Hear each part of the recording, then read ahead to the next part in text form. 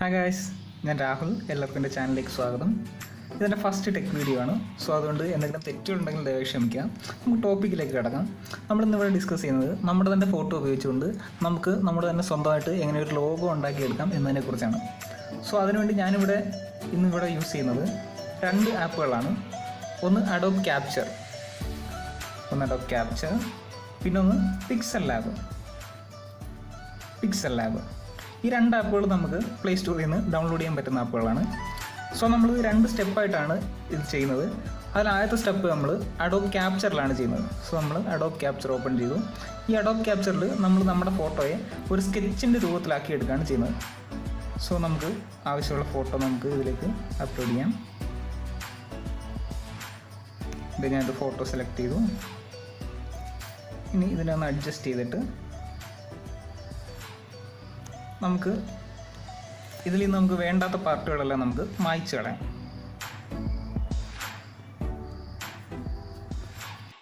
So നമുക്ക് ആവശ്യമില്ലാത്ത പാർട്ടുകളെല്ലാം നമ്മുടെ ഫോട്ടോയിൽ നിന്ന് മായ്ച്ചു കളഞ്ഞിട്ടുണ്ട്.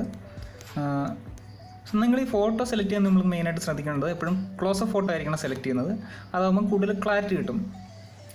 സോ ഇനി നമുക്ക് ഇവിടെ സ്മൂത്ത് എന്ന് പറഞ്ഞൊരു ഓപ്ഷൻ ഉണ്ട്. നമുക്ക് അതുവഴി നമ്മുടെ ആ ഡ്രോയിങ്ങിനെ ഒന്ന് സ്മൂത്താക്കി എടുക്കാൻ കഴിയും. സോ നമ്മുടെ ഫോട്ടോ ഏകദേശം സ്മൂത്തായി വന്നിട്ടുണ്ട്. ഇനി നമുക്ക് ഇതിനെ സേവ് ചെയ്യാം. ഇനി ഇതിനെ നമുക്ക് ഈ ആപ്പിൽ നിന്ന് നമ്മുടെ ഗാലറിയിലേക്ക് സേവ് ചെയ്യാം. ഗാലറിയിലേക്ക് സേവ് ചെയ്യാൻ നമുക്ക് ഇൻ്റർനെറ്റിൻ്റെ കണക്ഷൻ ആവശ്യമാണ്. സോ നമ്മളതിനെ ഗാലറിയിലേക്ക് സേവ് ചെയ്തു. ഇനി നമ്മൾ ഗാലറിയിൽ നോക്കിയാൽ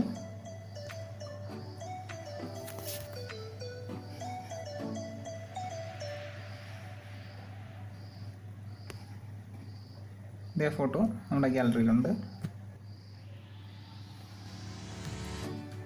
ഇനി നമുക്ക് ഇതിൻ്റെ രണ്ടാമത്തെ സ്റ്റെപ്പിലേക്ക് കടക്കാം.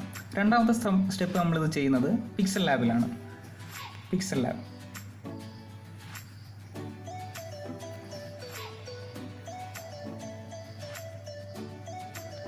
ലാബിൽ നമുക്ക് ഒരു ട്രാൻസ്പെറൻ്റ് ആയിട്ടുള്ള ബാക്ക്ഗ്രൗണ്ടാണ് അതിനാവശ്യം. കാരണം നമ്മൾ ലോഗോ അല്ല ഉണ്ടാക്കുന്നത്. അപ്പോൾ ലോഗോ എന്ന് പറയുമ്പോൾ ഒരു PNG ഫയലാണ്. അത് നമുക്ക് ട്രാൻസ്പെറൻ്റ് ആയിട്ടുള്ള ഒരു ബാക്ക്ഗ്രൗണ്ടാണ് ആവശ്യം.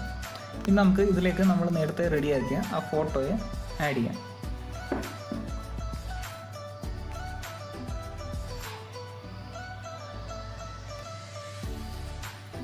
നമ്മൾ നേരത്തെ തയ്യാറാക്കിയ ഫോട്ടോ നമ്മൾ ഇതിലേക്ക് ആഡ് ചെയ്യുന്നു. ഇതിൻ്റെ സൈസ് ഒന്ന് അഡ്ജസ്റ്റ് ചെയ്യാം. അഡ്ജസ്റ്റ് ചെയ്തതിന് ശേഷം ഇവിടെ എറേസ് കളർ എന്നൊരു ഓപ്ഷൻ ഉണ്ട്.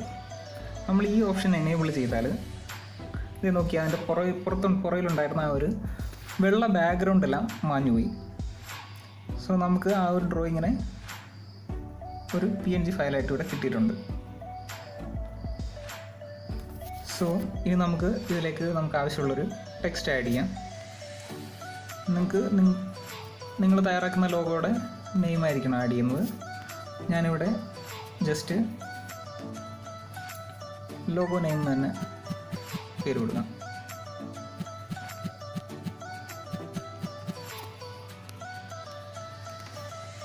ഇനി നമുക്ക് ഈ ടെക്സ്റ്റിൻ്റെ ഫോണ്ട് ചേഞ്ച് ചെയ്യാം. ഇവിടെ ഇഷ്ടംപോലെ ഫോണ്ടുകളുണ്ട്. നമുക്ക് ഏതെങ്കിലും ഒരു ഫോണ്ട് സെലക്ട് ചെയ്യാം. ഞാൻ ഇതാണ് സെലക്ട് ചെയ്തത്.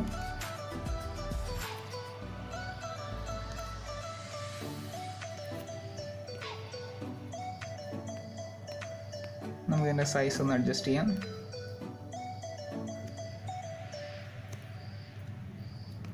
ഇതിൻ്റെ ടെക്സ്റ്റിൻ്റെ കളർ ചേഞ്ച് ചെയ്യാം.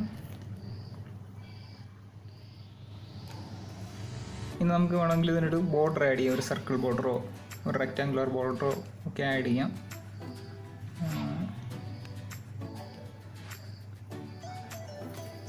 ഇതിൻ്റെ ഷേപ്സ് എടുത്തു. ഞാനിവിടെ ഇതിനൊരു സർക്കിളായിട്ടുള്ളൊരു ബോർഡറാണ് ആഡ് ചെയ്യുന്നത്. ബോർഡർ ആഡ് ചെയ്യുമ്പോൾ നമുക്കത് ഇവിടുത്തെ ഒപ്പേസിറ്റി ഫുള്ള് കുറയ്ക്കണം. എന്നിട്ട് സ്ട്രോക്ക് വിഡ്ത്ത് കുറച്ച് കൊടുക്കണം. നമുക്ക് ആവശ്യമുള്ള ഒരു സ്ട്രോക്ക് വിഡ്ത്ത് കൊടുക്കണം. എന്നിട്ട് ഇതിൻ്റെ സൈസ് എന്ന് വെച്ചിട്ട് ഒന്ന് അഡ്ജസ്റ്റ് ചെയ്യണം. ഓക്കെ, നമ്മുടെ ലോഗോ ഏകദേശം റെഡി ആയിട്ടുണ്ട്. നമുക്ക് ഇതിന് ഈ 3 നമ്മുടെ ഈ ഫോട്ടോയെയും ഈ ബോർഡറിനെയും ഈ പേരിനെയും ഒന്ന് മെർജ് ചെയ്യാം. അതാവുമ്പോൾ പിന്നെ ഈ അലൈൻമെൻറ്റ് തെറ്റത്തില്ല. സോ നമുക്കിതിനെ 3നെയും കൂടെ ഒന്ന് മെർജ് ചെയ്യാം. എൻ്റെ കയ്യിൽ മൈക്കൊന്നുമില്ല, അതുകൊണ്ട് പുറത്തുനിന്ന് ധാരാളം സൗണ്ട് വരുന്നുണ്ട്. So sorry.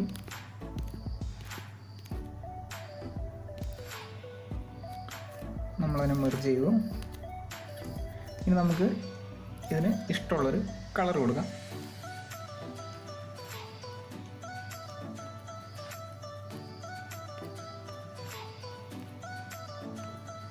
ഇവിടെ ഇഷ്ടംപോലെ കളറുകളുണ്ട്.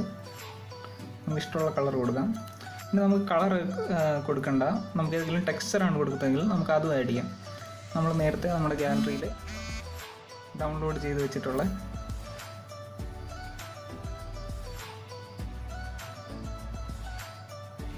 ഏതെങ്കിലും ടെക്സ്ചർ വേണമെങ്കിലും ആഡ് ചെയ്യാം.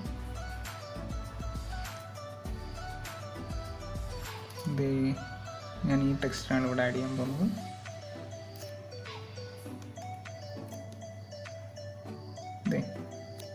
അപ്പോൾ നമ്മുടെ ലോഗോ ഏകദേശം റെഡിയായി. ഇനി നമുക്കിതിനെ നമ്മുടെ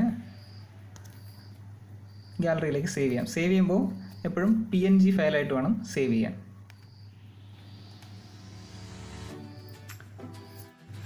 സോ നമ്മുടെ ലോഗോ റെഡിയായി. നിങ്ങൾക്ക് നിങ്ങളുടെ ക്രിയേറ്റിവിറ്റിക്ക് അനുസരിച്ച് ഈ ലോഗോയിൽ മാറ്റങ്ങൾ വരുത്താവുന്നതാണ്. ഇപ്പോൾ ഉദാഹരണത്തിന് ഞാൻ തന്നെ എൻ്റെ ചാനലിൻ്റെ ലോഗോ ഉണ്ടാക്കിയപ്പോൾ എൻ്റെ മുഖത്തിൻ്റെ പകുതി ഭാഗമേ ഞാനതിൽ ആഡ് ചെയ്തുള്ളൂ, ഇതുപോലെ. സോ അതുപോലെ നിങ്ങൾക്കും പലതരത്തിൽ പല ഐഡിയകൾ ഉപയോഗിച്ച് പുതിയ പുതിയ ലോഗോകൾ ക്രിയേറ്റ് ചെയ്യുന്നതാണ്. ഈ പിക്സൽ ലാബിൻ്റെ അഡോബ് ക്യാപ്ചറിൻ്റെയും ലിങ്ക് ഞാൻ താഴെ ഡിസ്ക്രിപ്ഷൻ ബോക്സിൽ കൊടുത്തിട്ടുണ്ട്. സോ ഈ വീഡിയോ നിങ്ങൾക്ക് ഉപകാരപ്രദമായെങ്കിൽ എൻ്റെ ചാനൽ സബ്സ്ക്രൈബ് ചെയ്യുക, താഴെ കമൻറ്റ് ചെയ്യുക, അഭിപ്രായങ്ങൾ ലൈക്ക് ചെയ്യുക, വീഡിയോ ഷെയർ ചെയ്യുക. Thank you, by.